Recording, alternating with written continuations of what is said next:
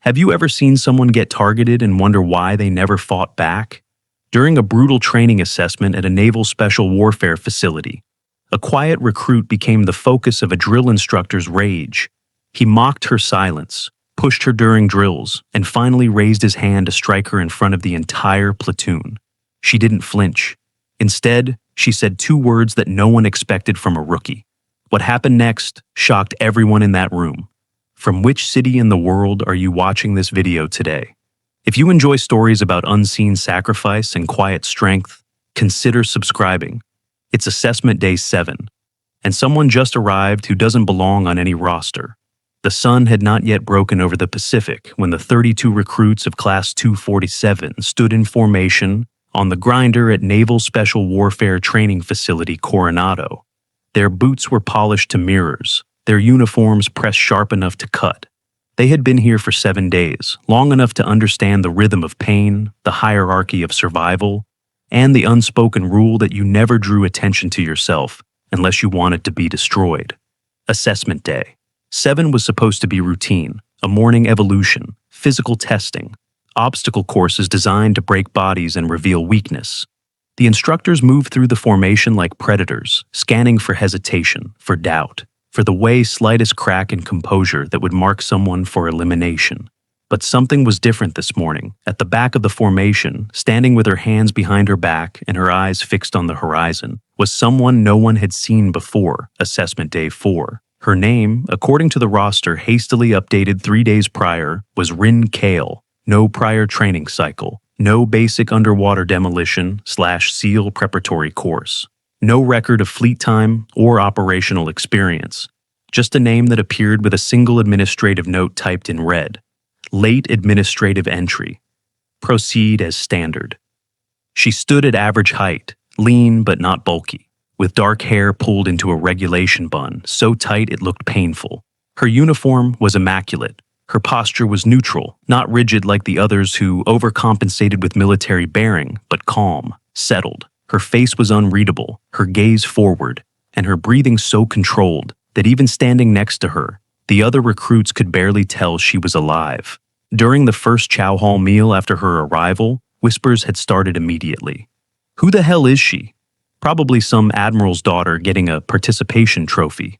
She won't last past the first surf torture. The speculation was endless because no one had answers. Rin did not engage.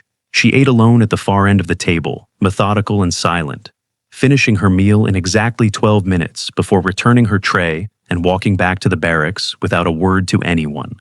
When spoken to directly, she responded in clipped single-word answers. Yes. No. Understood. Her tone was polite but detached, as if she were operating on a different frequency than everyone else. Some recruits tried to be friendly, others tried to intimidate her. None of it seemed to register. She simply existed in her own space, untouchable and inexplicably calm. Drill Instructor Senior Chief Garen Tove noticed her immediately, and not because she struggled. It was the opposite. Rin Kale completed every evolution without hesitation, without complaint, and without any visible sign of effort. She was never first, never last. She moved through the drills with a kind of economic precision that made it look easy, and that bothered him more than if she had been failing. Tove was a man built by 23 years in naval special warfare. His face was weathered by sun and salt, his voice a weapon honed through thousands of hours of breaking recruits down to rebuild them. He did not tolerate softness, he did not tolerate arrogance, and he especially did not tolerate people who looked like they did not belong, but refused to quit. On Assessment Day 8, during the obstacle course evolution, Tove watched Rin move through mud, ropes, walls, and barbed wire with the kind of efficiency that made his jaw tighten. Recruits around her were screaming, clawing, bleeding through their uniforms as they tried to meet the time standard. Rin cleared each obstacle in smooth, deliberate motions. No wasted energy, no panic. She finished in the middle of the pack, neither fast enough to draw praise nor slow enough to warrant punishment. When she exited the course, Tove was waiting. "Cal!" he barked. She stopped immediately, turned on her heel, and stood at attention. Her breathing was steady. Her uniform was covered in mud, but her expression had not changed. "You hold back on my course?" "No, Senior Chief." Then why do you look like you just got back from a morning jog? She did not answer. She did not need to. The silence said everything. Tove stepped closer, his boots squelching in the mud, his voice dropping into that dangerous register that made recruits' spines stiffen. You think you're special? You think because you got dropped in here late, you get a pass? No, Senior Chief. Then act like you want to be here. He dismissed her with a sharp wave of his hand. Rin turned and walked back into formation without a word, her face still blank, her posture still perfect. The other recruits exchanged glances. Some smirked. She was being singled out now. That was blood in the water. Being targeted by Tove was a death sentence for morale.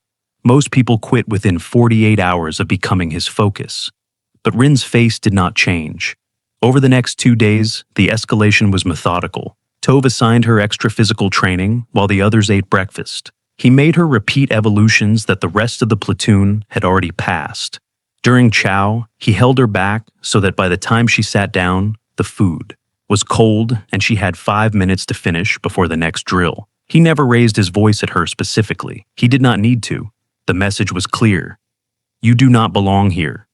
Quit. The other recruits began to avoid her. No one wanted to be associated with the target. In the barracks, she slept in the bunk farthest from the others. During ruck marches, she moved alone at the back of the formation. It was as if an invisible barrier had formed around her, isolating her, not through hostility, but through collective self-preservation. On the night of assessment day 9, during a 12-mile ruck march under a moonless sky, Petty Officer Jace Oren fell back from the main group and jogged beside her. Oren was a prior enlisted sailor, older than most of the recruits, with a weathered face and the kind of quiet competence that earned respect without demanding it. He had been watching Rin for days, trying to understand what made her different. Hey, he said quietly, adjusting the weight of his ruck. You good? Rin glanced at him briefly, then nodded once. Listen, Oren continued, his voice low enough that the others would not hear. I don't know what you did to piss him off, but you should seriously consider quitting. This isn't worth it. Tove's not going to stop. He'll break you down until there's nothing left. Rin turned her head slightly, meeting his eyes for the first time since they had started talking. Her voice, when she spoke, was calm and deliberate. I'm exactly where I need to be. Oren frowned. There was something about the way she said it. Not defensive, not proud, just factual. As if her presence here was not a choice or a challenge, but a predetermined outcome. He opened his mouth to ask what she meant, but she had already picked up her pace, moving ahead of him and back into her isolated rhythm. He jogged back to the main formation, unsettled. That phrase echoed in his mind for the rest of the march. I'm exactly where I need to be. It was not the kind of thing a recruit said. It was the kind of thing someone on assignment said. That night, after lights out, the barracks were silent except for the occasional cough or shift of weight on creaking bunks. Rin sat on the edge of her bunk in the darkness, her back straight, her hands resting on her knees. The other recruits were asleep, their exhaustion so complete that even the sound of her breathing would not have woken them. She turned her wrists over slowly, staring down at her hands in the faint light that filtered through the window. Her fingers were long, calloused, marked with small scars that most people would never notice. But if someone looked closely, really looked, they would see the surgical precision of those scars. Thin lines along the tendons, faint discoloration near the joints. The kind of damage you only got from repetitive high-impact trauma or from something far worse. She covered them again, lying back on the bunk and staring up at the ceiling. Her breathing remained. Steady, controlled, but her eyes stayed open for a long time. Some people trained to become dangerous. Others were sent back to remember what it felt like to be human. While Rin lay awake in the barracks, Senior Chief Tove sat alone in his office on the other side of the facility. The room was small, cluttered with training manuals, performance reports, and the detritus of 2 decades spent molding recruits into operators. His desk lamp cast a harsh yellow light across the computer screen in front of him. He had pulled Rin Kale's personnel file an hour ago, expecting to find something, anything, a prior duty station, a training pipeline, a service record that would explain why she moved the way she did, why she never flinched, why she seemed fundamentally different from every other recruit he had ever trained. Instead, he found nothing. Her name was listed, Rin Kale, date of birth redacted, place of birth redacted, prior service history redacted. Current duty assignment redacted. Security clearance level. Access denied. The entire file was a wall of black bars and empty fields, as if someone had taken an eraser to her existence and left only the barest outline of a person. Tove leaned back in his chair, his jaw tight. He had been in the Navy long enough to recognize when something was wrong. Files like this did not exist by accident. They were intentional, deliberate. The kind of thing you saw when someone was being protected or hidden. And neither option made sense for a recruit in a basic training pipeline. He clicked through the file again, searching for anything he might have missed. There was a single note at the bottom, added by someone with higher clearance than he had. It was time-stamped 3 days before Rin's arrival. Candidate cleared for Phase 2, assessment under Special Access Program oversight. Direct all inquiries to U.S. SOCOM J-37 operations. Do not escalate without authorization. U.S. SOCOM. United States Special Operations Command. Tove stared at the words, his mind racing. Phase 2. Assessment implied she had already passed Phase 1, but there was no record of it. Special Access Program oversight meant she was involved in something compartmentalized, something so classified that even her presence here was need to know. He closed the file and leaned forward, resting his elbows on the desk and rubbing his temples. "Who the hell are you?" he muttered to the empty room. The next morning, Assessment Day 10 began before dawn. This was the final physical evaluation before the first major cut. The day when instructors separated those who might survive the pipeline from those who would not. The recruits assembled on the grinder in the cold darkness, their breath misting in the air, their bodies already aching from 9 days of relentless punishment. Tove stood at the front of the formation, his voice cutting through the silence like a blade. Today you prove whether you belong here or whether you've been wasting everyone's time. We're running the full combat readiness assessment. Push-ups, pull-ups, timed sprints, combatives drills. If you fail any evolution, you're done. If you quit, you're done. If I think you're holding back, you're done. Do I make myself clear? The platoon responded in unison. Yes, Senior Chief. Rin stood in the back row, her expression unchanged. She had completed every drill for the past 6 days without issue. She knew what was coming. She also knew that Tove was not going to let her pass quietly. The evolutions began. Push-ups until arms gave out. Pull-ups until grip failed. Sprints across the grinder until legs cramped and lungs burned. Rin moved through each one with the same controlled precision she had shown since her arrival. Not exceptional, not struggling, just present. But Tove was watching her now, with an intensity that made the other recruits nervous. He circled her during the push-ups, counting every rep, looking for any sign of weakness. He stood directly in front of her during the pull-ups, arms crossed, waiting for her to fail. She did not. By the time they reached the combatives drills, the tension in the air was palpable. This was the final test. Hand-to-hand combat scenarios designed to simulate prisoner restraint, close quarters engagement, and stress response under physical threat. Recruits were paired off, one acting as the hostile, the other as the restraining force. Tove walked through the pairs, barking corrections, demanding aggression, demanding control. Then he stopped in front of Rin. "Kale," he said, "you're the hostile. Vidal, you're restraining her. I want to see aggression. I want to see control. Move." Recruit Breck Vidal was 6'3", 230 pounds, a former college linebacker who had been gunning for honor graduate since day one. He stepped forward, rolled his shoulders, and looked down at Rin with the kind of confidence that came from never having lost a physical confrontation in his life. The whistle blew.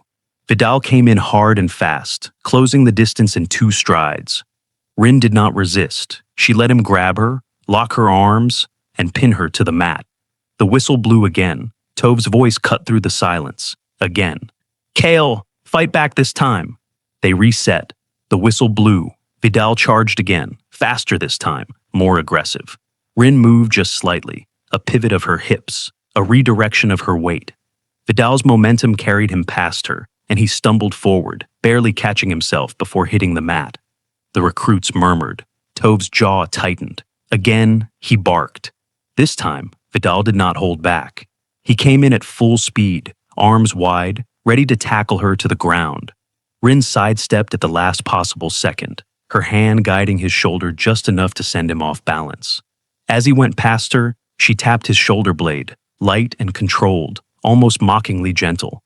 Vidal hit the mat hard. The sound echoed across the grinder. The murmurs turned into shocked whispers.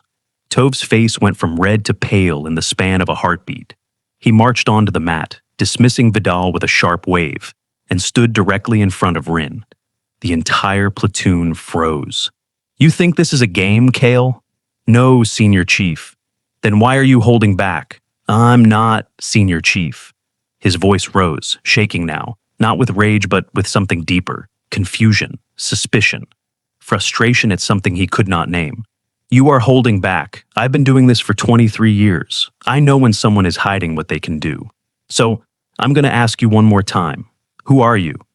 Rin did not answer. Her eyes remained fixed on a point just past his shoulder. Her breathing remained steady. But something in her posture shifted, something so subtle that only someone trained to notice would see it. Her weight settled differently. Her hands, still behind her back, flexed once. Tove saw it, and it made him angrier. He stepped closer, invading her space, his face inches from hers. "I looked at your file, Kale. You know what I found? Nothing. No prior duty station, no training pipeline, no record of you existing anywhere before you showed up here. Just a name and a clearance level I can't even access." The recruits were completely silent now. This was not normal. Instructors did not interrogate recruits like this, not in front of everyone, not with this kind of intensity. "So, I'm going to ask you one more time," Tove said, his voice dropping to a dangerous whisper. "Who are you?" Rin's eyes finally moved. She looked directly at him, and for the first time, there was something in her gaze. Not fear, not anger, just a cold, measured assessment. "Someone you shouldn't push, Senior Chief." The words hung in the air like a loaded gun. Tove's hands balled into fists. His breathing quickened. In front of his entire platoon, in front of his authority, this woman, this recruit, had just told him to back down. He could not let that stand. He raised his hand, not a closed fist, but an open palm strike, the kind instructors use to shock, to intimidate, to break composure. It was not meant to injure. It was meant to make her flinch, to make her react, to prove she was still just a recruit. "Let's see if you flinch," he said, his hand moving forward. She did not move, did not blink, did not tense. She just spoke. 2 words, quiet, final, delivered with the kind of calm that only came from absolute certainty. "I'm task force." The hand stopped mid-air. Tove froze, his brain catching up to what she had just said. The recruits looked confused. Task force? What did that even mean? It sounded like a unit designation, but none of them had heard it before. But Tove had. His eyes widened, the color drained from his face. His hand slowly lowered. Rin spoke again, even quieter this time, her voice carrying across the silent grinder like a blade. "You want to see what I can do, Senior Chief? Then come find out." Tove lunged, not a training strike, a real one, fast, aggressive. 23 years of close-quarters combat training behind it. He moved to grab her, to control her, to prove that whatever she was still in his world, on his mat, under his authority. Rin moved once, just once. Her hand intercepted his wrist mid-strike, redirecting it past her body with minimal force. Her other hand swept his lead leg, using his own momentum against him. The motion was so clean, so economical, that it looked like Tove simply fell. But he did not just fall, he was on his back, wind knocked out, arm controlled, completely neutralized. And Rin was standing over him, hands already behind her back, breathing as steady as if she had just finished a walk. The entire platoon stared in stunned silence. No one moved, no one spoke. The only sound was Tove gasping for air, his chest heaving as he tried to process what had just happened. Rin stepped back into her original position, eyes forward, posture neutral. Like nothing had occurred, like she had not just dropped a senior chief in front of 32 witnesses. Tove slowly got to his feet, his face pale, his hands trembling. He looked at her, really looked at her. And for the first time since she arrived, he understood. She was not a recruit. She had never been a recruit. She was something else entirely. Something he did not have clearance to know about. Something that should not have been here. Without a word, he brought his hand up, slowly, deliberately. Not a gesture of aggression, a salute. The kind you gave a superior officer. The kind you gave someone who outranked your entire chain of command. Rin did not return it. She just nodded once, a small, controlled acknowledgement. Then she turned and walked back into formation, leaving Tove standing alone on the mat, his authority shattered, his understanding of the world fundamentally broken. The recruits did not move. They did not whisper. They just stared at the woman who had been silent for 6 days and had just rewritten every rule they thought they understood. If you've ever witnessed a moment when everything you believed was wrong, share your story in the comments. And if you want to hear more about people who serve in silence, consider subscribing. We honor those stories here. The silence that followed the salute was not the absence of sound. It was the presence of something far heavier. 32 recruits stood frozen in formation, their minds struggling to process what they had just witnessed. A drill instructor, a man who had spent over 2 decades breaking people down and rebuilding them into weapons, had just saluted a recruit, not the crisp, mandatory salute of military protocol, the kind of salute reserved for those whose authority transcended rank, whose presence demanded recognition even when no one was supposed to know they existed. Rin Kale stood in her place at the back of the formation, hands behind her back, eyes forward, breathing as steady as it had been before Senior Chief Tove lunged at her. Her uniform was still covered in dust from the earlier evolutions. Her face still held that same unreadable calm. But now, every single person on that grinder was looking at her differently. Not with curiosity, not with mockery, with something closer to fear. Tove did not speak. He turned away from her, his jaw tight, his hands still trembling slightly as he walked toward the edge of the mat. His voice, when it finally came, was quieter than anyone had ever heard it. Fallout. Chow in 15. Dismissed. The platoon broke formation in near silence. Normally, after a combatives drill, recruits would be talking, replaying moments, laughing off the bruises. Not today. They moved toward the barracks like ghosts, glancing back over their shoulders at Rin, who walked alone at the rear, her pace unhurried, her expression unchanged. Petty Officer Jace Oren fell into step beside Recruit Breck Vidal, the man who had just been effortlessly redirected by someone half his size. Vidal's face was pale, his usual confidence replaced by something Oren had never seen in him before. Confusion. Maybe even shame. What the hell was that? Vidal muttered under his breath, his eyes still locked on Rin's distant figure. Oren shook his head slowly. I don't know, but whatever she is, she's not one of us. Vidal glanced at him. You think she's some kind of instructor? Like undercover or something? Oren thought back to the night ruck march, to the way Rin had said she was exactly where she needed to be. No, he said quietly. Instructors don't move like that. That wasn't training. That was operational. Vidal frowned. Operational? What does that even mean? Oren did not answer, because he did not know. But he had spent 6 years in the fleet before volunteering for this pipeline, and he had seen enough to recognize when someone existed outside the normal chain of command. Rin Kale was not hiding her skill. She was concealing something far more dangerous, her identity. In the chow hall, the atmosphere was suffocating. Recruits ate in near silence, their eyes darting toward the corner table where Rin sat alone, methodically working through her meal as if nothing had happened. No one approached her. No one spoke to her. She had become something untouchable, not through hostility, but through the sudden, terrifying realization that they had no idea who she really was. Across the room, near the serving line, 3 instructors stood in a tight cluster, their voices low but urgent. Tove was not among them. He had disappeared immediately after dismissing the platoon, retreating to his office without a word to anyone. The instructors exchanged glances, their expressions a mixture of confusion and concern. One of them, a weathered lieutenant named Pharaoh, finally broke the silence. Did anyone else see that file notation? The special access program tag? Another instructor, a chief petty officer named Merrick, nodded slowly. I saw it, but I've been doing this for 11 years, and I've never seen a SAP candidate dropped into a basic assessment cycle. That's not how it works.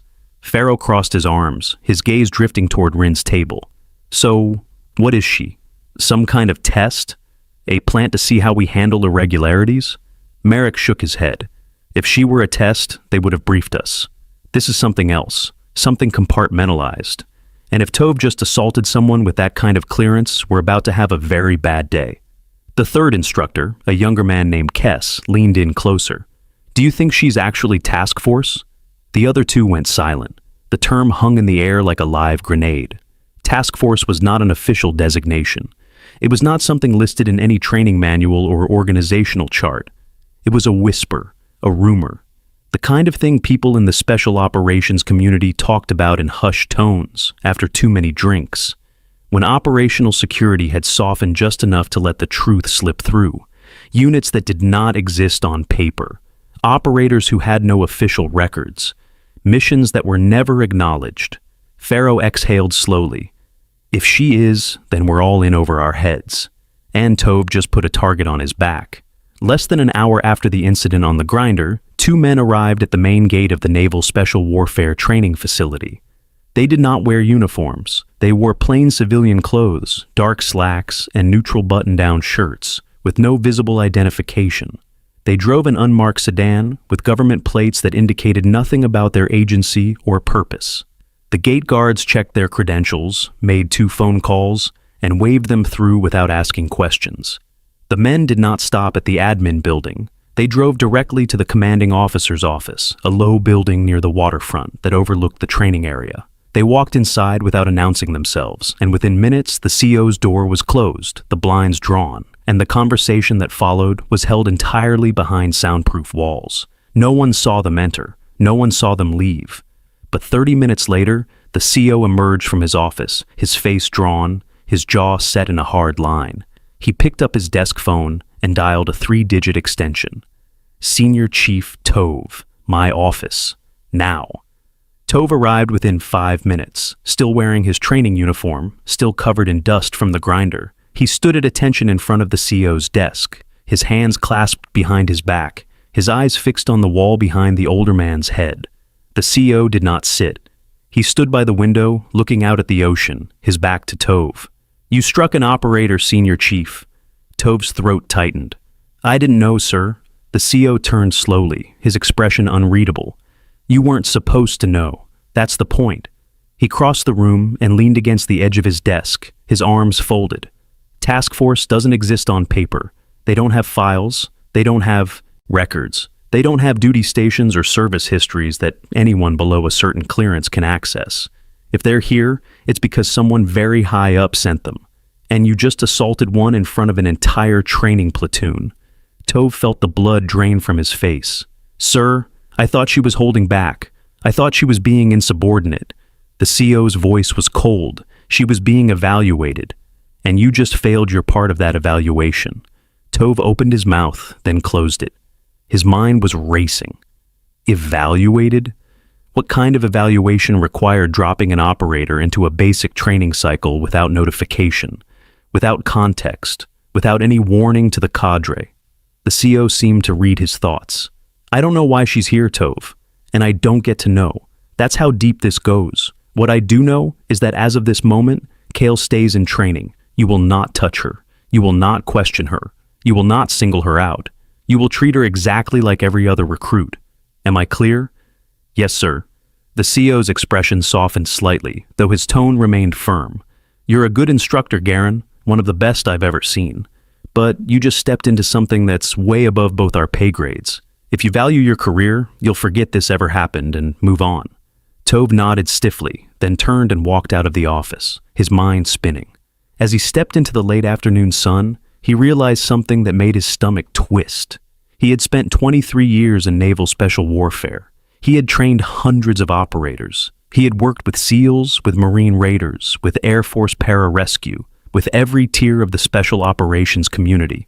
But in all that time, he had never once encountered someone like Rin Kale, someone who moved with that kind of precision, someone who controlled a situation without raising her voice or changing her expression, someone who could drop a senior chief and then stand there as if she had done nothing more significant than tie her boots. And the most terrifying part was that she had not been trying to hurt him. She had been holding back. That night, the barracks were quieter than they had ever been. Recruits lay in their bunks, staring at the ceiling, replaying the day's events in their minds. Some whispered to each other in the darkness, trading theories, trying to make sense of what they had seen. Others stayed silent, processing the sudden shift in their understanding of the world. Oren sat on the edge of his bunk, his elbows resting on his knees, his gaze fixed on the far corner of the room where Rin's bunk stood empty. She had not returned from evening chow. No one knew where she was. No one dared to ask. Vidal, lying in the bunk above him, finally broke the silence. "You think she's going to get us all kicked out? Like, for seeing what we saw?" Oren shook his head. "I don't think that's how this works." "Then how does it work?" Oren thought for a long moment before answering. "I think we just learned that some people exist outside the system, and we're not supposed to talk about it." Vidal was quiet for a while, then spoke again, his voice quieter. "You ever see someone move like that before?" Oren exhaled slowly. "Once. In Djibouti, we were doing joint training with some guys who didn't wear name tags. They didn't talk to us, didn't eat with us, just showed up, ran drills, and disappeared. One of them moved like her. Efficient, surgical. Like violence was just another language they spoke fluently." Vidal shifted in his bunk, the frame creaking under his weight. "So what are they?" Oren did not answer, because he did not have an answer. All he knew was that people like that did not exist in the official world. They existed in the spaces between missions, in the operations that were never reported, in the wars that were fought without declaration or acknowledgement. And now, one of them was standing in formation with a group of recruits who were barely qualified to clean a rifle. Rin Kale stood alone on the beach, half a mile south of the training facility. The sun had set an hour ago, and the sky was a deep indigo, stars beginning to emerge through the coastal haze. The waves rolled in with rhythmic certainty, crashing against the shore and retreating, crashing and retreating, an endless cycle that had no beginning and no end. She had walked here after evening chow, slipping away while the others were distracted, moving through the facility with the kind of invisible purpose that made people look past her, even when she was in plain sight. No one stopped her. No one questioned her. She was a ghost in a world that had spent years teaching her how to be one. Her hands rested at her sides, relaxed but ready. She stared out at the dark water, her mind quiet in a way that only came after years of training it to be. Some people meditated, some people prayed. Rin simply stood, letting the sound of the ocean wash over her, letting the cold wind pull at her uniform, letting herself exist in a moment that required nothing from her. But even here, even in this rare pocket of stillness, she could feel the weight of what she had done. She had revealed herself, not fully, not completely, but enough. Enough that Tove knew she was not what she appeared to be. Enough that the recruits would talk. Enough that questions would be asked, reports would be filed, and people far above this training facility would start paying attention. She turned her wrists over slowly, staring down at the faint scars that marked her hands. Surgical precision. Repetitive trauma. Years of conditioning that had stripped away everything soft and left only function. She had been built for a purpose. Built to move through the world without being seen, to execute missions without being acknowledged, to exist in the spaces where policy ended and necessity began. But somewhere along the way, she had stopped being a person. She had become a tool, and tools did not have memories. They did not have regrets. They did not stand on beaches at night and wonder if they could ever be anything other than what they were made to be. That was why she was here, not to prove herself, not to test her skills, but to remember, to force herself back into the world of structure and hierarchy and human interaction, to see if there was anything left inside her that could still feel like a recruit, like someone who did not know everything, like someone who could still be afraid. But she was not afraid. She had not been afraid in a very long time, and that, more than anything, was what terrified her. She turned away from the ocean and began the walk back to the barracks. The facility was quiet now, most of the lights dimmed, only the perimeter security lamps casting long shadows across the grinder. She moved through the darkness like she had been trained to, her footsteps silent, her breathing controlled, her presence barely more than a shift in the air. As she approached the barracks, she saw a figure standing near the entrance. Petty Officer Oren. He was leaning against the wall, arms crossed, waiting. When he saw her, he straightened but did not move toward her. He just watched as she approached, his expression neutral but his eyes sharp. Rin stopped a few feet away from him. She did not speak. did not ask what he wanted, just waited. Oren studied her for a moment, then spoke quietly. The others are scared of you now. You know that, right? Rin nodded once. Good, Oren said. Fear keeps people sharp, but it also isolates them. And if you're going to stay here, you need to decide which one you want. Rin tilted her head slightly, the first indication of curiosity she had shown since arriving. Why do you care? Oren exhaled slowly. Because I've seen what happens when people like you get too far away from the rest of us. You stop seeing us as people. You start seeing us as variables. And that's when mistakes happen. Rin held his gaze for a long moment, then nodded again. Understood. She moved past him and into the barracks, leaving Oren standing alone in the darkness. He watched her go, then shook his head and followed her inside. Whatever Rin Kale was, whatever she had been sent here to do, he had a feeling it was going to change all of them before it was over. The next morning, Assessment Day 11 began with a different energy. Tove stood at the front of the formation, his voice steady but quieter than usual. There was no mention of the previous day, no acknowledgement of what had happened on the grinder. He ran the drills with mechanical precision, calling out evolutions, timing runs, correcting form. But he did not single anyone out. He did not push anyone beyond the standard. And he did not look at Rin Kale. The recruits noticed. They whispered about it during breaks, exchanged glances during physical training, tried to decode what the silence meant. Some thought Tove had been reprimanded.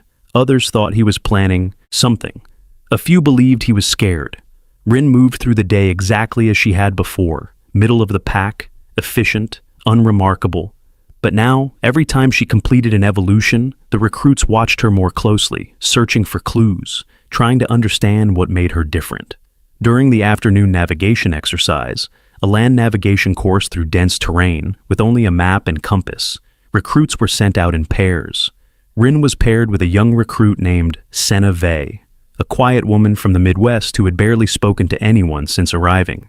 Vey was competent but cautious, the kind of person who double-checked every decision and moved through the world like she was afraid of making a mistake. As they moved through the brush, Vey glanced at Rin several times, her expression nervous. Finally, she spoke, her voice barely above a whisper. Is it true? What they're saying?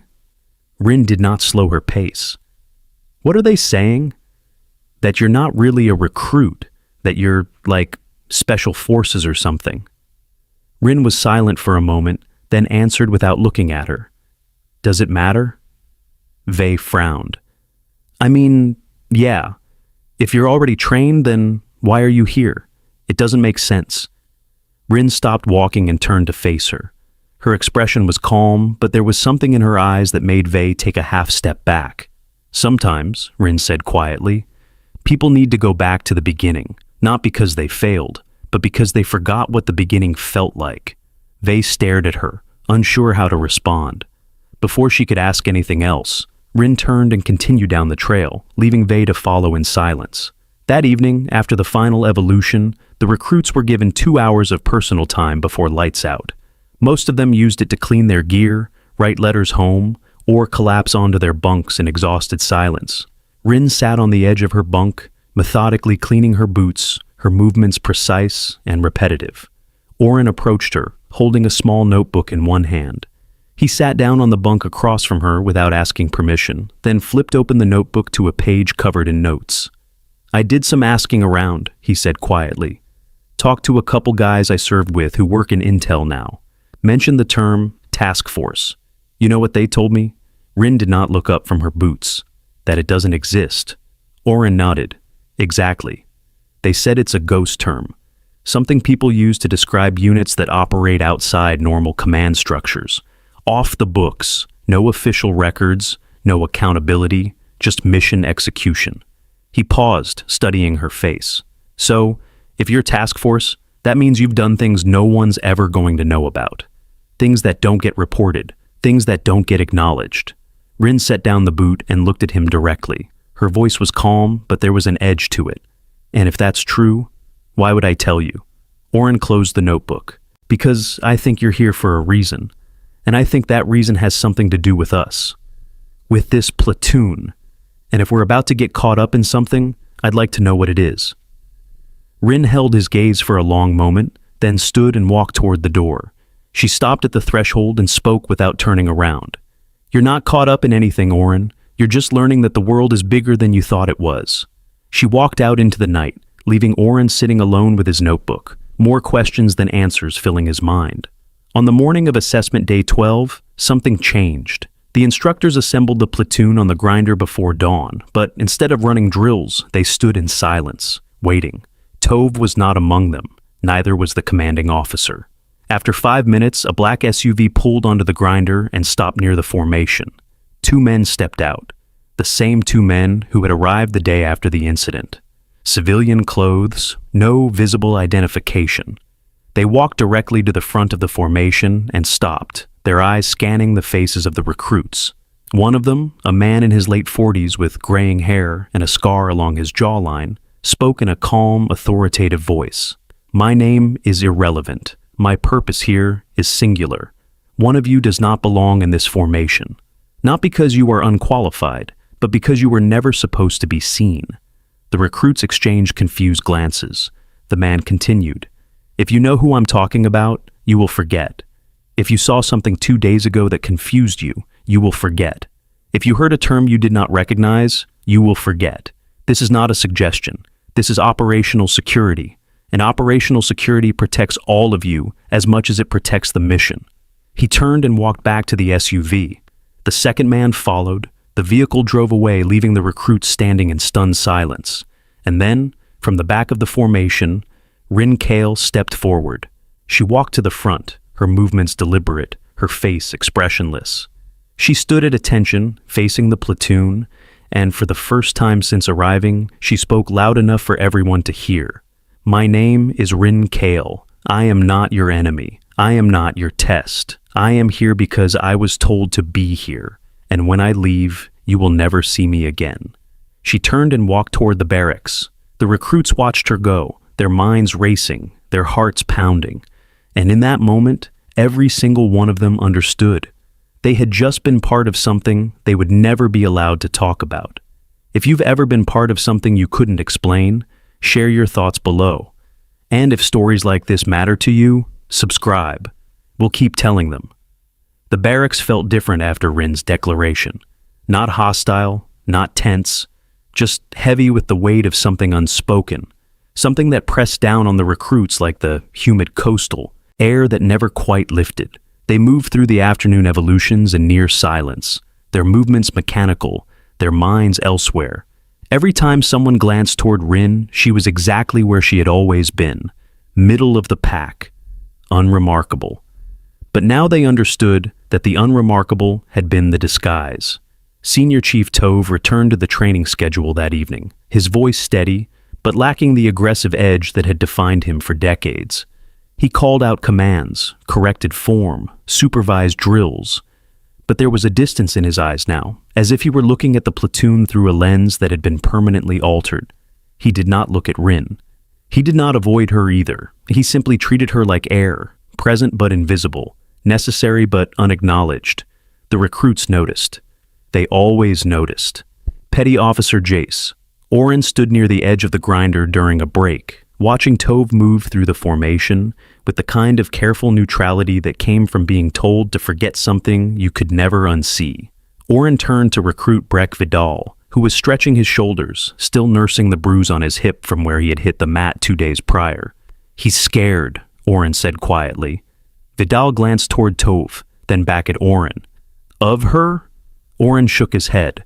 "Of what she represents, of the fact that someone like her exists and he didn't know. That's what breaks guys like him, not the physical stuff, the realization that there's a whole layer above them they'll never access." Vidal frowned, rolling his shoulder one more time. "You think she's really that dangerous?" Oren looked across the grinder to where Rin stood alone, hydrating from a canteen, her posture relaxed, but her eyes scanning the area with the kind of passive awareness that never fully turned off. "Yeah," he said. "I think if she wanted to be, none of us would even see it coming." The afternoon stretched into evening, the sun beginning its descent toward the Pacific horizon. The quality of light changed, becoming softer, more golden, casting long shadows across the training grounds. The recruits moved through their final evolution of the day. a timed ruck march carrying 50-pound packs across 5 miles of varied terrain. Rin moved with the group, maintaining the same middle position she had held since arriving, her breathing steady, her stride efficient. Recruit Senna Vey fell into step beside her during the 3rd mile, her face flushed from exertion, sweat darkening her uniform. She glanced sideways at Rin several times before finally speaking, her voice breathless but determined. "Can I ask you something?" Rin kept her eyes forward. "You can ask." Vey was quiet for several paces, gathering her thoughts. "When you said you needed to remember what the beginning felt like, what did you mean? Like, were you trying to remember being new at something, or were you trying to remember being a person?" Rin considered the question as they crested a small hill, the ocean visible in the distance, reflecting the orange glow of the setting sun. "Both," she said finally. "Sometimes they're the same thing." Vey nodded slowly, processing this. "My dad was a Marine, did 3 tours. When he came back the last time, my mom said he was different. Not bad different, just distant. Like part of him was still somewhere else. Is that what happens?" Rin's jaw tightened almost imperceptibly. "Yes. Can you come back from it?" Rin turned her head slightly, meeting Vey's eyes for the first time during the conversation. "I don't know yet. That's why I'm here." They walked the rest of the march in silence, but when they crossed the finish line, Vey gave Rin a small nod of understanding. It was not friendship, it was not camaraderie. It was simply acknowledgement that some questions did not have easy answers, and some journeys did not have clear destinations. The sun set over the Pacific in streaks of orange and violet, and the platoon was dismissed for evening chow. The mess hall was louder than it had been the previous night, as if the recruits were trying to fill the silence with forced normalcy. They talked about the next day's evolutions, about rumors of an upcoming Hell Week simulation, about anything except the woman sitting alone at the far corner table. Rin ate methodically, her movements efficient, her gaze occasionally drifting toward the window that overlooked the training grounds. She could feel the eyes on her, the weight of curiosity and fear and confusion. She had felt it before, in other places, with other people who had learned just enough to be dangerous, but not enough to understand.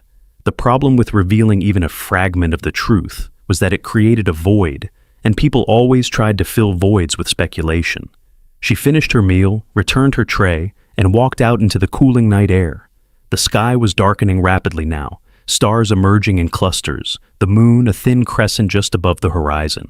She did not return to the barracks. Instead, she walked toward the obstacle course, her boots crunching softly on the gravel path, her breathing steady and controlled. The course was empty, the structures casting long shadows in the dim light. Rin stopped at the base of the climbing wall, a 30-foot vertical surface designed to test upper body strength and mental resilience.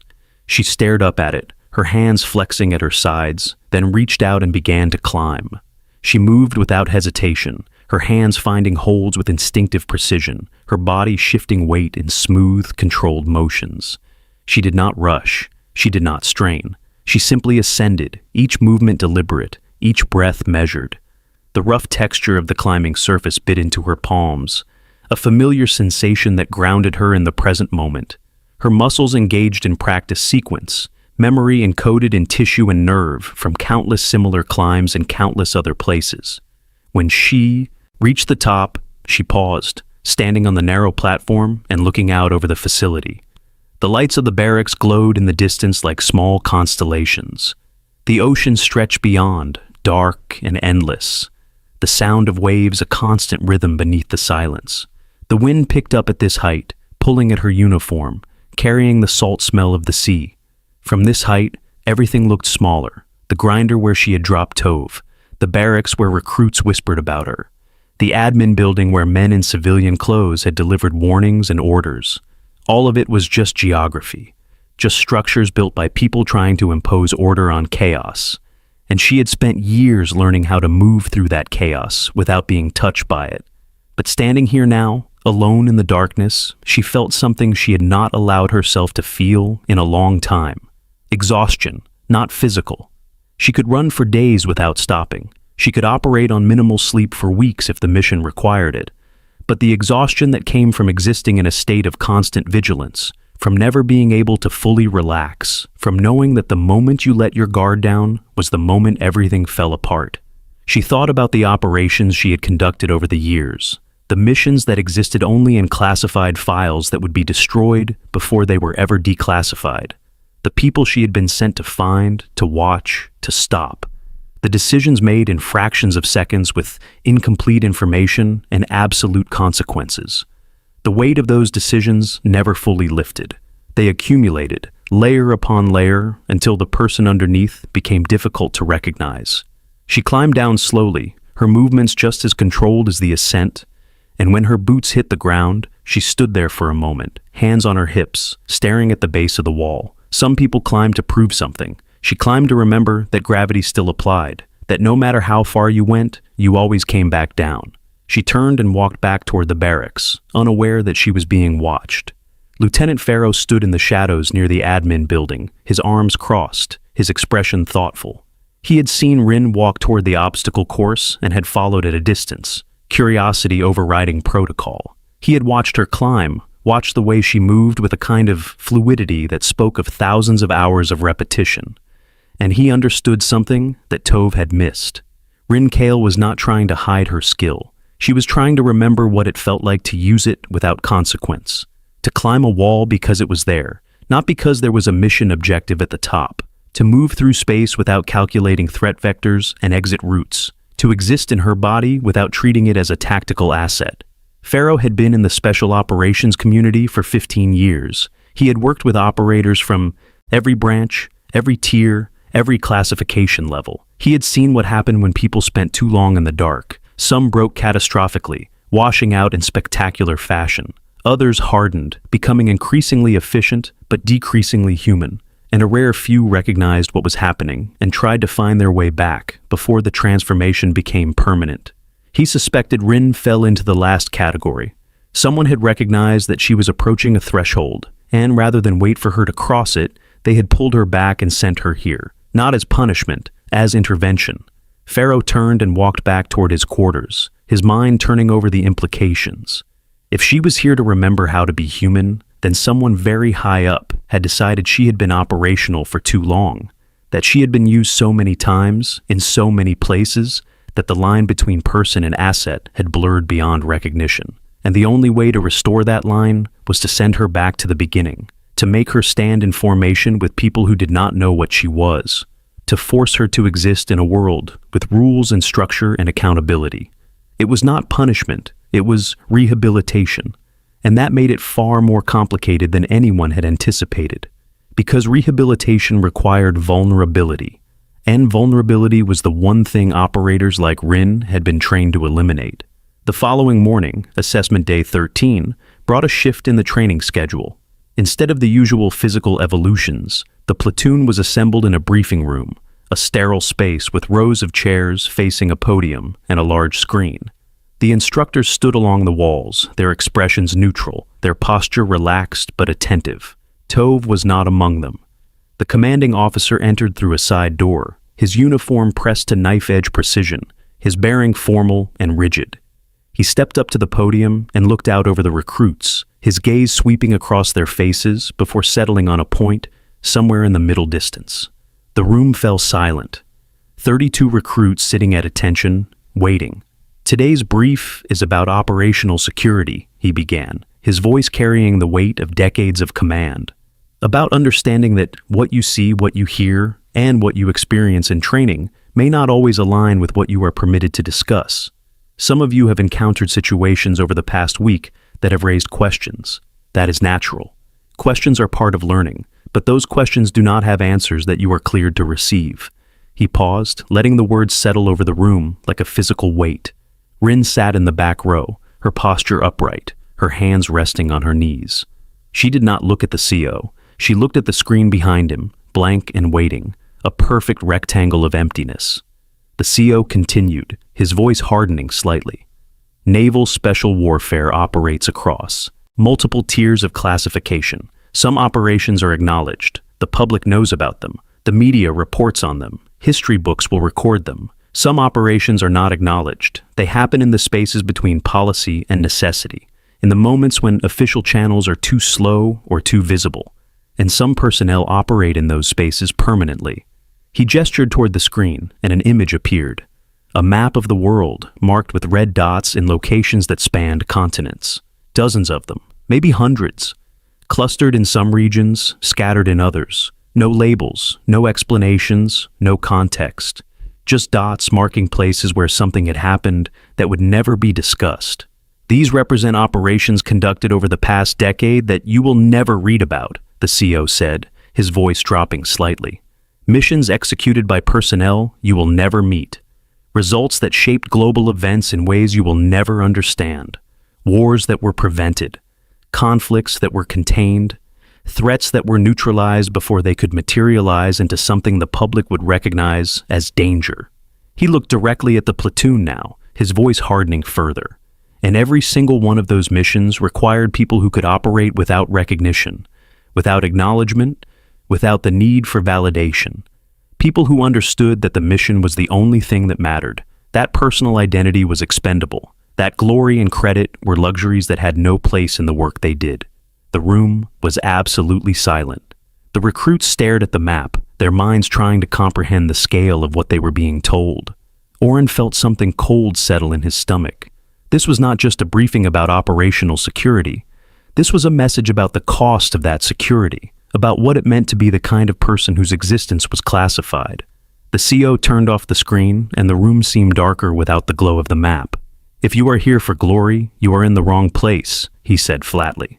"If you are here to be seen, you are in the wrong place. If you are here because you need someone to tell you that you matter, you are in the wrong place. You matter because the mission succeeds. Nothing else. Not your name, not your reputation, not your legacy.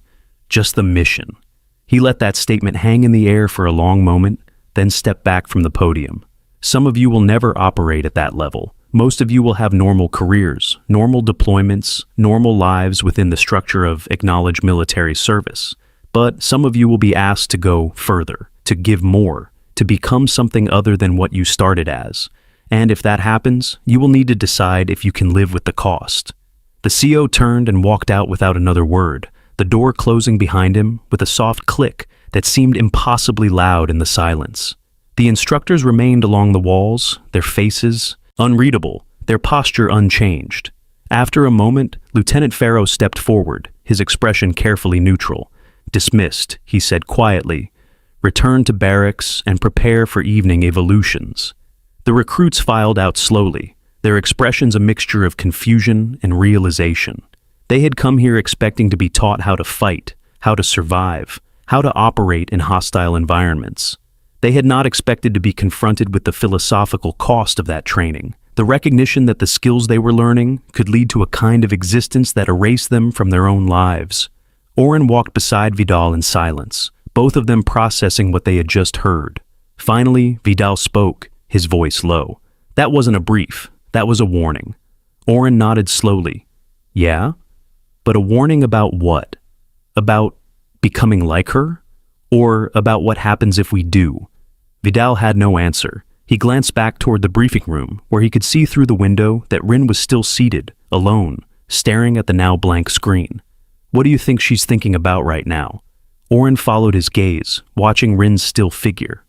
"I think she's wondering if she can ever go back to being the person she was before all those red dots." Rin sat alone in the briefing room for another 10 minutes after everyone had left. She stared at the blank screen, her mind replaying the CO's words. "You matter because the mission succeeds." She had heard that phrase 1,000 times in 1,000 different variations. It was the foundational logic of her existence. The mission was paramount. The individual was secondary. Identity was expendable. But somewhere along the way, she had started to wonder if that logic was a justification or a trap, if stripping away identity made people more effective, or if it just made them easier to use, easier to send into situations where the odds of success were measured against acceptable losses, easier to discard when they became damaged or compromised, or simply too aware of what they had become.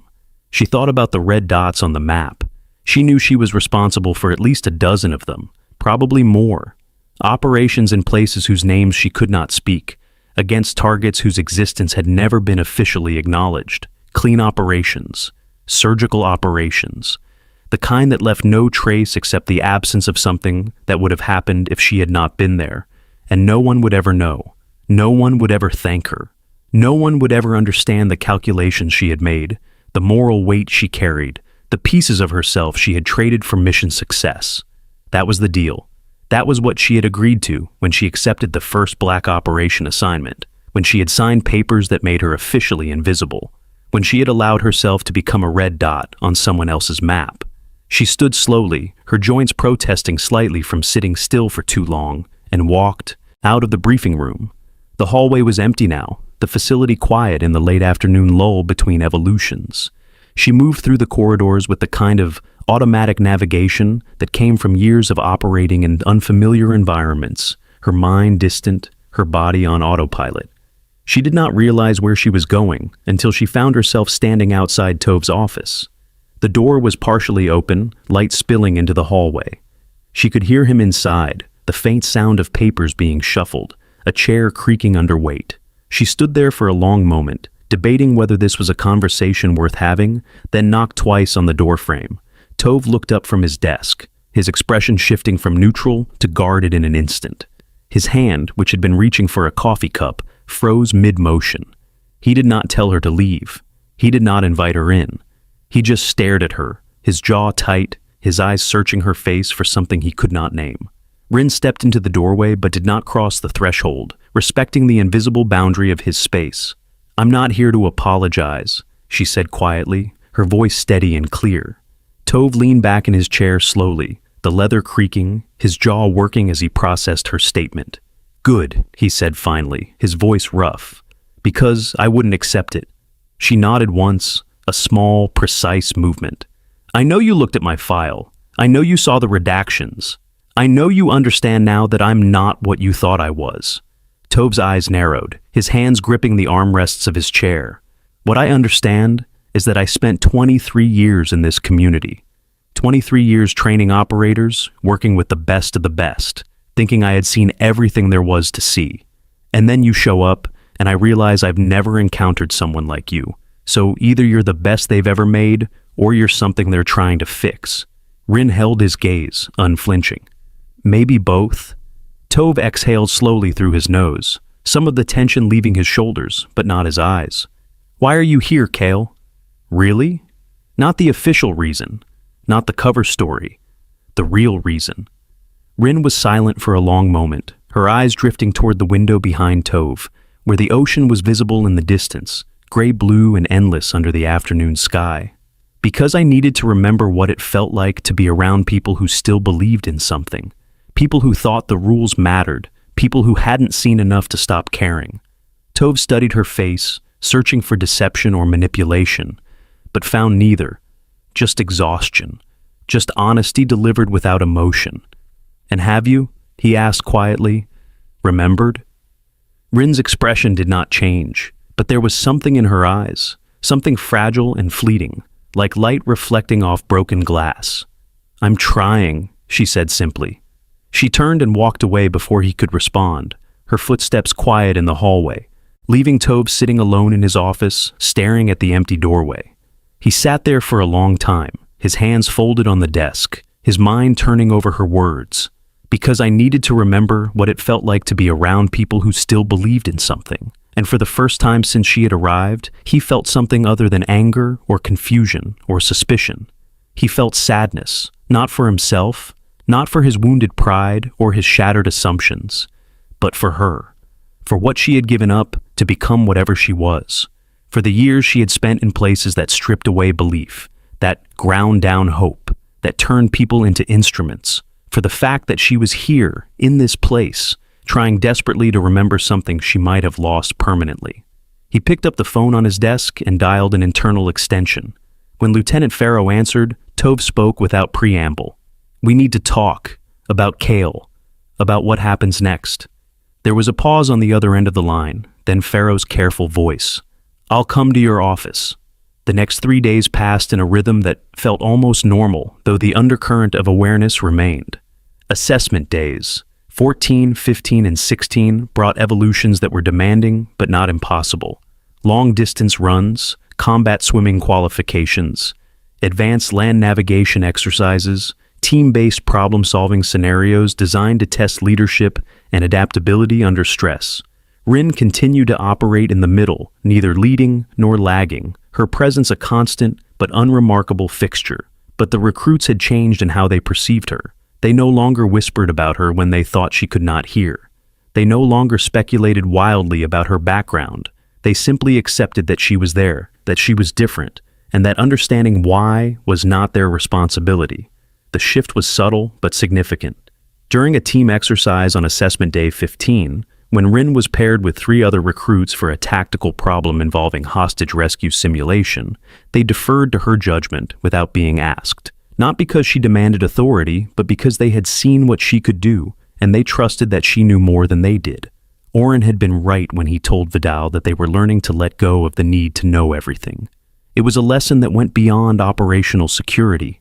It was about accepting that in any team, in any organization, there would always be people with knowledge and experience beyond your own. And the mature response was not to resent that gap, but to learn from it. On the evening of Assessment Day 16, the platoon was given liberty for the first time since arriving. 4 hours to leave the facility, to eat real food that was not served on metal trays, to remember what the world outside the grinder felt like. Most of the recruits headed into town in groups, loud and eager, their exhaustion temporarily forgotten, in the promise of freedom.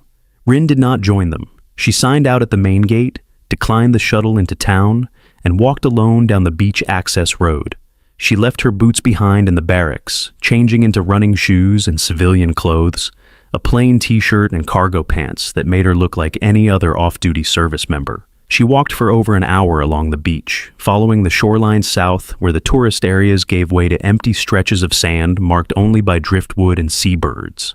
Her feet sank into the cool sand with each step, the texture shifting from firm and wet near the waterline to soft and dry further up the beach.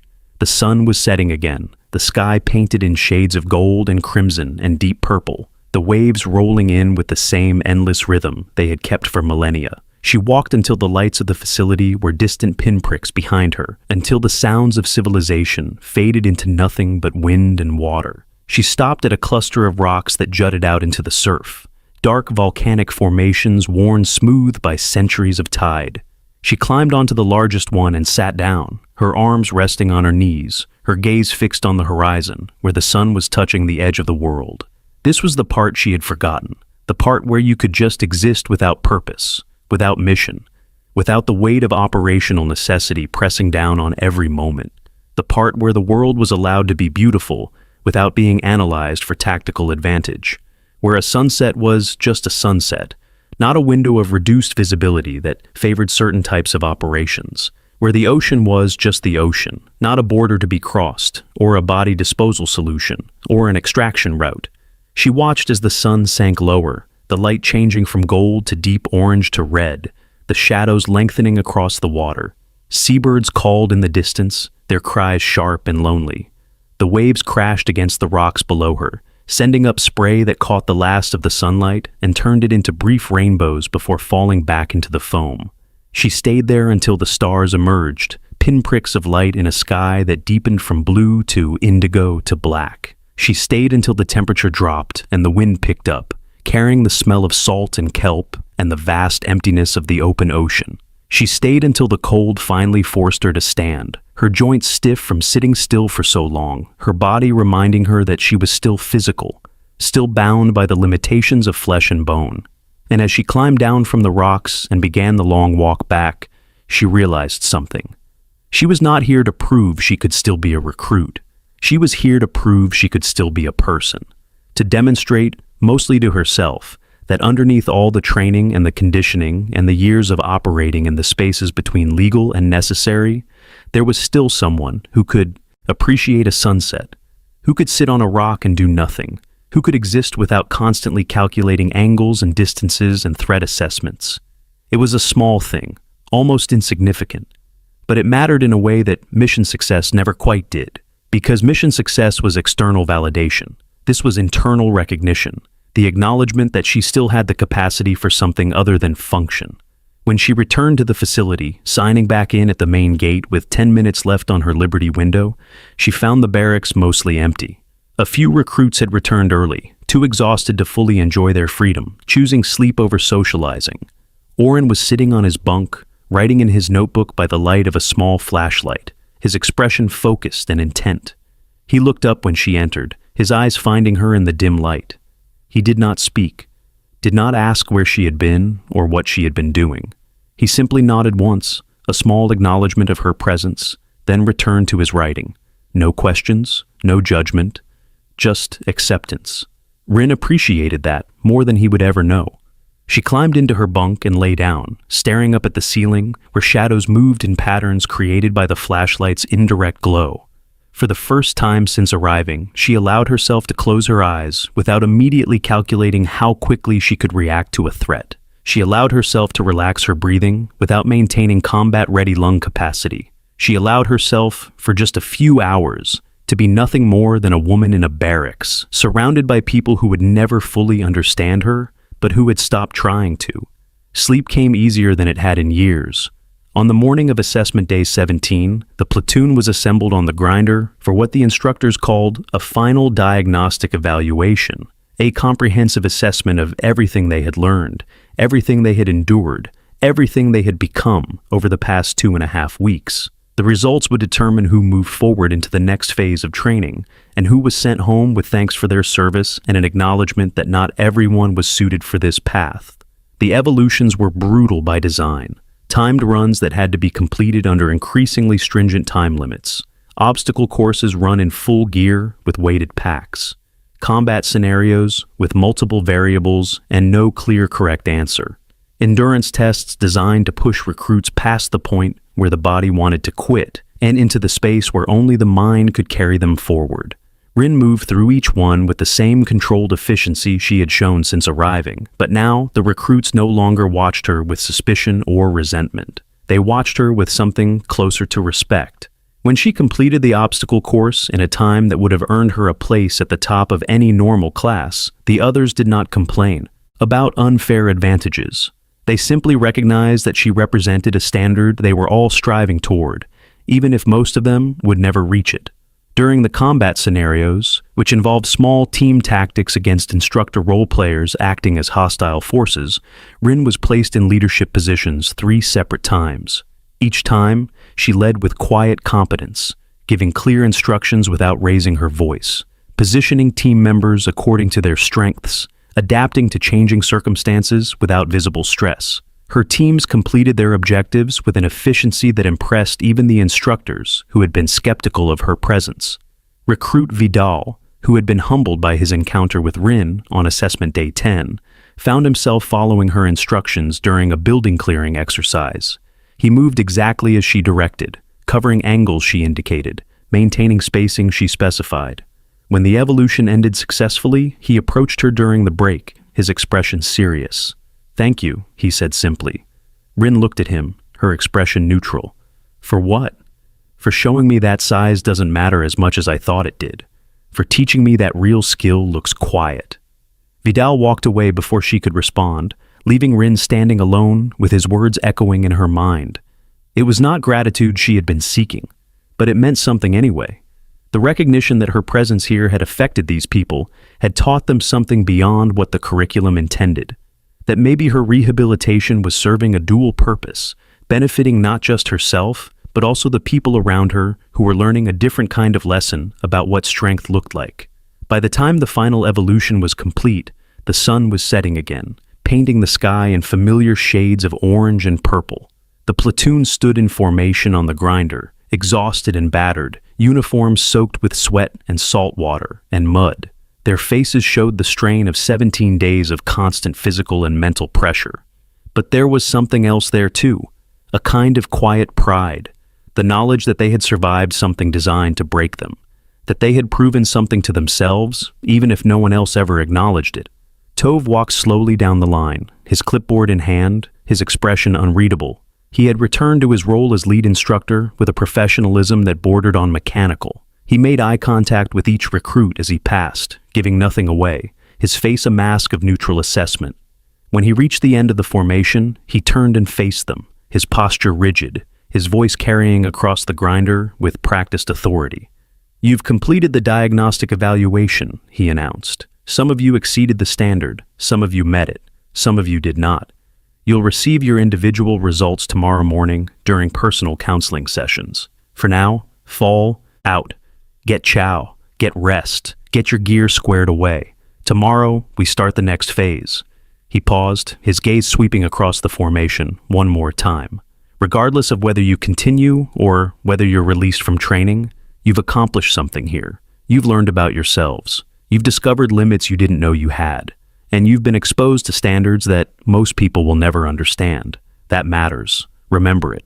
The platoon broke formation and began walking toward the barracks, their movements slow and careful, bodies protesting every step.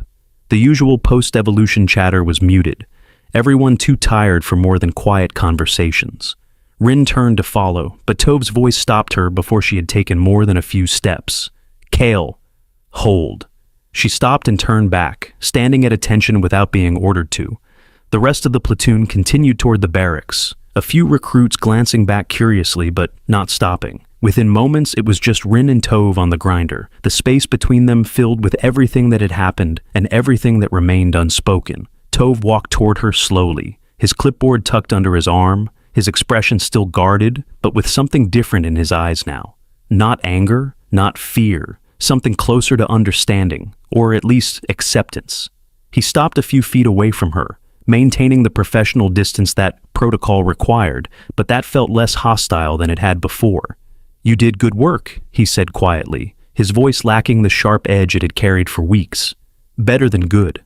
Exceptional, if I'm being honest. But you already knew that." Rin nodded once, not with arrogance, but with simple acknowledgement of fact. Tove shifted his weight slightly, clearly uncomfortable with whatever he was about to say. "I don't know why you're really here. Despite the briefing, despite the warnings, despite everything that's happened, I still don't fully understand what purpose this served. I don't know what you're trying to prove or what you're trying to find or what someone decided you needed." He paused, his jaw working as he chose his next words carefully. "But whatever it is, I hope you found it. I hope these 17 days gave you something you couldn't get anywhere else. Because if someone like you is here looking for something, it must be pretty important." Rin met his eyes, and for the first time since the confrontation that had changed everything, she allowed herself a small, almost imperceptible smile. It was not happiness. It was not satisfaction. It was simply acknowledgement of his attempt to understand something that existed beyond his frame of reference. "Thank you, Senior Chief." The formality of the rank felt important somehow. A recognition that despite everything, despite the revelation of who she was and what she represented, the structure still mattered. The hierarchy still had meaning. He was still an instructor, and she was still, in this moment, in this place, a recruit. Tove nodded once, then stepped back. Dismissed. Rin turned and walked toward the barracks, her pace unhurried, her posture still perfect, despite the exhaustion that was certainly present even if invisible. Tove stood alone on the grinder, watching her go until she disappeared into the building. He stood there for a long time afterward, the clipboard hanging loose in his hand, his mind turning over everything that had happened since she arrived. Some things, he realized, you were never meant to fully understand. Some people operated in spaces that had no clear boundaries, that existed outside the maps and manuals and standard operating procedures. You just had to accept that they existed, that they served purposes you would never be briefed on, and that sometimes they needed something you could provide even if you did not understand why. He turned and walked back toward his office, his steps heavy with fatigue and thought. Tomorrow would bring new recruits, new challenges, new cycles of breaking people down and building them back up.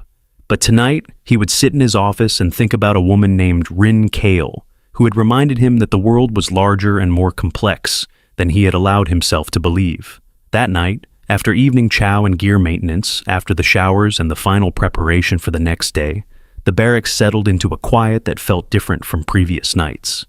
The recruits were exhausted, but there was an undercurrent of accomplishment, a sense that they had crossed some invisible threshold.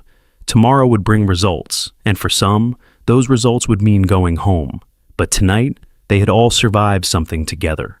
Rin sat on the edge of her bunk one last time, staring at her hands in the dim light.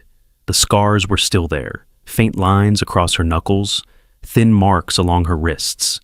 The accumulated evidence of years spent doing things that left marks. Physical scars were easy. They healed more or less, leaving visible reminders of damage sustained and survived. The other scars, the ones that did not show, were harder to assess, harder to treat, harder to know if they would ever fully heal. But sitting here now, in this place that had forced her back into human rhythms and human connections, she felt something shift. Not healing exactly. Not yet, but maybe the beginning of healing. The recognition that healing was possible, that she had not moved so far into the darkness that she could not find her way back toward the light. Oren approached her, moving quietly across the barracks floor, his footsteps barely audible. He held a small folded piece of paper in his hand, and he extended it toward her without speaking. She took it, her fingers brushing his briefly, and he nodded once before walking away to his own bunk. Rin unfolded the paper slowly, the creases sharp from careful folding. In the dim light, she could just make out the words, written in careful block letters, the handwriting precise and deliberate. Some people are meant to be legends. Others are meant to be ghosts. You get to choose which one you become. Thanks for showing us that quiet strength is still strength. She read it twice, then folded the paper again and tucked it into her pocket next to her heart, where she would carry it when she left this place. Then she lay back on her bunk, her hands folded across her stomach, her breathing settling into the slow rhythm of approaching sleep. For the first time in longer than she could remember, she felt something other than purpose. She felt gratitude.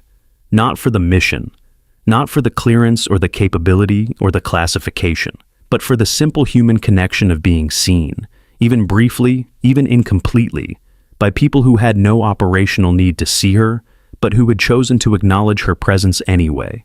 She closed her eyes and allowed herself to rest. The following morning arrived with the pale gray light that preceded dawn. Rin woke at 0500, as she always did, her internal clock calibrated by years of early morning operations. The barracks was still mostly asleep, recruits taking advantage of every possible minute of rest before the day officially began. She dressed quietly in the darkness, her movements automatic, muscle memory guiding hands through familiar tasks. But when she reached for her training uniform, she found something else folded on top of it, a set of orders printed on official letterhead, sealed in a clear plastic envelope. She picked it up, her stomach tightening slightly, and read the brief text. Effective immediately. Assessment phase complete. Return to previous assignment. Transportation arranged 0630. Report to main gate with personal effects. Debriefing to follow at alternate location. The orders were signed by someone whose name she did not recognize, but whose authority was unquestionable based on the classification markings at the top and bottom of the page. She read it twice, then folded it carefully and placed it in her pocket with Oren's note. She had known this was coming, had known from the beginning that this assignment was temporary, that she would be pulled back into the operational world as soon as someone decided she had completed whatever assessment or rehabilitation or test this had been. But knowing it intellectually and experiencing it emotionally were different things. She looked around the barracks one last time, her eyes moving from bunk to bunk, taking in the sleeping forms of people she had trained alongside for 17 days. People whose names she knew, whose strengths and weaknesses she had observed, whose capacity for growth she had witnessed. They would wake in a few hours and find her gone, her bunk stripped, her presence erased as if she had never been there. That was how it had to be. That was the nature of what she was. She gathered her few personal items, packing them into a small duffel bag with practiced efficiency. She made her bunk one final time, the corners tight and precise, the blanket stretched smooth. She left nothing behind except the memory of her presence. As she walked toward the door, she stopped at Oren's bunk. He was awake, she realized, his eyes open in the darkness, watching her. He did not speak, did not ask where she was going or why. He simply raised one hand in a small gesture of farewell, and she returned it with a nod of acknowledgement. Then she walked out of the barracks and into the pre-dawn darkness, leaving behind the place where, for a brief moment, she had been something other than a designation and a clearance level, where she had been, however temporarily, a person. The main gate was quiet at 0615 when Rin arrived with her duffel bag. The guard on duty checked her identification without comment, then pointed toward a black SUV idling in the parking area just outside the facility. The same type of vehicle that had brought the men in civilian clothes. The same type that existed in fleet numbers across every government agency that needed to move people and equipment without drawing attention. Rin walked toward it, her boots crunching on gravel, her breath visible in the cool morning air. The rear door opened as she approached, and she climbed inside without hesitation. The interior was dark, leather seats and tinted windows, a partition separating the front from the back. She sat down, placed her duffel bag beside her, and the door closed with a solid thunk. The vehicle pulled away from the facility, turning onto the coastal road that would take them away from Coronado and toward whatever came next. Rin did not look back. There was no point. That chapter had closed the moment she had read the orders, but as the vehicle accelerated, as the facility disappeared from view behind them, she reached into her pocket and pulled out the folded paper Oren had given her. She read it again in the dim light filtering through the tinted windows, her lips moving slightly as she formed the words silently. Some people are meant to be legends. Others are meant to be ghosts. You get to choose which one you become. She did not know if that was true, did not know if people like her actually had that choice, or if the choice had been made for them long ago by decisions and circumstances beyond their control. But she appreciated the sentiment. The belief that agency still existed, that identity was not entirely dictated by classification and operational necessity. She folded the paper again and returned it to her pocket. Then she closed her eyes and let herself exist in the moment of transition, neither here nor there, neither recruit nor operator, suspended in the space between identities where, for just a few minutes, she did not have to be anything at all. Back at the facility, the recruits woke to find Rin's bunk empty and her gear gone. There was a moment of confusion, of people checking the showers in the head and the chow hall, thinking maybe she had just gotten up early. But Oren knew immediately what had happened, and when Vidal asked him where she was, he simply shook his head. She's gone. Back to wherever she came from. Just like that? Vidal asked, his voice carrying a note of disbelief. No goodbye, no explanation. Oren thought about the small wave Rin had given him in the darkness, the acknowledgement that had passed between them. That was the explanation. That was the goodbye. People like her don't do long farewells. They just disappear. The platoon gathered for morning formation at 0630, assembling on the grinder in the cool dawn air. Tove stood at the front, his clipboard in hand, his expression neutral. He called roll, his voice steady and professional, moving through names with practiced efficiency. When he reached Rin's name, he paused for just a fraction of a second, then continued without calling it out. The recruits noticed the absence but said nothing. They had been briefed on operational security. They had been told to forget. And even though they would not forget, they understood that acknowledgement was not the same as discussion. They would carry the memory privately, each processing in their own way what it meant to have trained alongside someone who existed in the spaces between official and classified. Tove dismissed them to individual counseling sessions where they would receive their assessment results. As the platoon dispersed, he remained on the grinder alone, looking out toward the ocean where the sun was now fully risen, painting the water in shades of gold and blue. He thought about Rin Kale, about the brief intersection of their lives, about the lessons that had been taught and learned in ways neither of them had fully anticipated. He thought about the fact that somewhere out there, right now, she was being transported back into a world he would never fully understand, to do things he would never hear about, to be someone whose name would never appear in any official record or commendation or history. And he thought about the fact that the world needed people like that, even if it was uncomfortable to acknowledge, even if it raised questions about oversight and accountability and the spaces where policy ended and necessity began. The world was complex and dangerous and filled with threats that could not always be addressed through official channels and acknowledged operations. And sometimes, the people who stood between civilization and chaos were the same people who could never be thanked for their service. He turned and walked back toward his office, his mind already shifting toward the next training cycle, the next group of recruits who would arrive thinking they understood what they were getting into. But somewhere in the back of his mind, he carried the memory of a woman who had reminded him that expertise looked quiet, that strength did not need to announce. itself, and that some sacrifices were made by people who would never receive recognition because recognition itself would compromise their ability to continue making those sacrifices. Far from the facility now, the SUV carrying Rin turned onto a highway heading north. Inside, she sat with her eyes closed, her breathing steady, her mind beginning the transition back into operational mode. The 17 days at the facility were already becoming memory, already being filed away in the mental archives where she stored everything she had experienced and could not speak about. But she had found what she came for, even if she had not fully recognized it until the end. She had proven to herself that underneath all the training and conditioning and years of operating in moral gray zones, there was still a person, still someone capable of sitting on a rock and watching a sunset without calculating tactical advantages, still someone who could be affected by the simple kindness of a note written by someone who saw her as human rather than as function. The vehicle continued north, carrying her toward the next mission, the next operation, the next series of decisions that would be classified and compartmentalized and forgotten by everyone except the people who made them. She would go back into the darkness, back into the spaces between acknowledged and necessary, back into the role she had been trained for and had accepted. But now she carried something with her that she had not brought to the facility, the memory of 17 days when she had been allowed to just be a person among other people. The recognition that even ghosts cast shadows, and those shadows touched the world in ways that mattered, even if they were never measured or recorded or acknowledged. She opened her eyes and looked out the window at the landscape passing by, at the ordinary world where ordinary people lived, ordinary lives without ever knowing about the red dots on classified maps, or the operations conducted in their name. And she made a decision.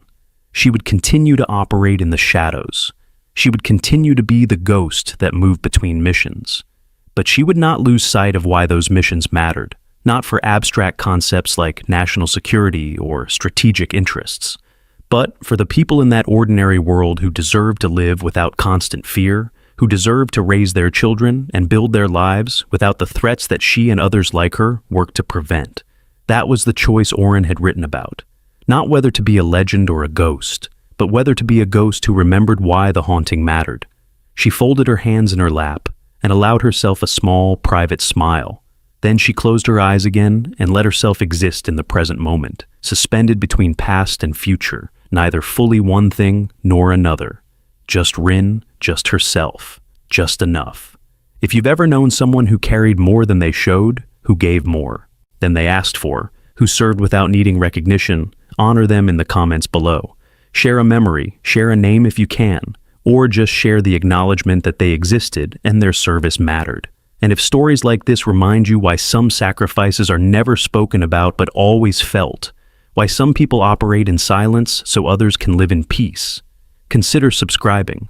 We'll keep telling these stories, because the people who serve in the shadows deserve to be remembered, even if we never know their names, even if we never understand exactly what they did. They deserve to be recognized as human beings who made impossible choices, so the rest of us wouldn't have to. Thank you for listening. Thank you for caring. And thank you for understanding that sometimes the quietest voices carry the most important truths.